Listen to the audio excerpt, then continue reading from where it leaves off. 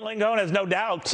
You can call it whatever you want, recession, but at least receding. Let's go to Dave Dodson right now, Stanford School of Business, professor extraordinary. I so wish I'd had professors like him when I was in school because he can explain things in such a great way. Professor, always good seeing you. What do you think about this argument over whether in a recession or not? Are we? Look, in my mind, I think this is great news for every Econ 1 class, because what we figured out is that monetary policy and fiscal policy works, right? So for about 5 quarters, we flooded the system with liquidity.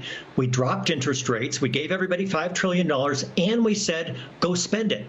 And we did what we were told. Everybody went out and spent the money. So GDP shot up. Now we're doing the opposite. And the economy all that money, is slowing. Professor, is why we got inflation, or at least it got the ball rolling, right? Exactly. I mean, to not expect inflation was insane.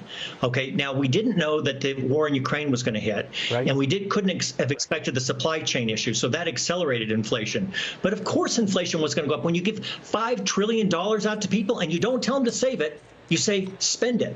So here we are, Dave, right? I mean, now you have the Federal Reserve, which is kind of the only game in town, willy-nilly raising interest rates, back-to-back 75 basis point hikes. Who knows how high this goes? All in an effort to clamp down inflation, hopefully not go as high on this rate as inflation is now, and orchestrate a safe landing, a soft landing at that. Can they? Well, I think that's really the big question. It doesn't really matter whether we were or were not in a recession 2 quarters ago. What matters is the Fed landing this plane, which was going too fast, and they said it was going to go too fast, gently. And I think it's like driving a boat, right? You kind of turn the boat a little bit and then see what happens, and turn it and see what happens. And right now they brought interest rates up. They know they're behind, by the way, on inflation. So they're trying to catch up from lost time. But they're tweaking it a little bit and seeing what happens. What we know is we know 2 things. One, obviously, spending went down overall, not with consumer spending, but everybody else, but with the other components. The other piece of it is that inflation appears to be coming down. And I think what the Fed needs to do is just gradually continue to do what they're doing and hopefully land the plane. So Americans, they don't play the semantics game. You poll them, and there are a variety of surveys, as you know, Professor, that they feel it's a recession. They've had it with inflation. They've had it with prices rocketing. Is the inflation part to you at a high, and it only can go down from here, or going to go still higher?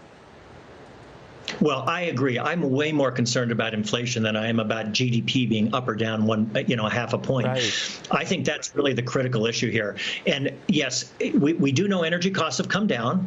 Okay. And we do know that the supply chain issues are starting to get fixed, and we do know that inventories are at a high. So all those things should say that inflation is going to come down. By the way, consumers think that inflation is going to be down around 3% a couple of years from now.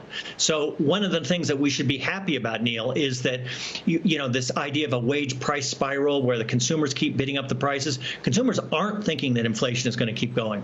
Yeah, let's hope it would have to be a third what the level is now when you look at 9% inflation. We'll watch it closely. Professor, very good seeing you again. Dave Dodson, the Stanford School of Business. He knows of what he speaks, and he can speak English, so he can get through my thick skull.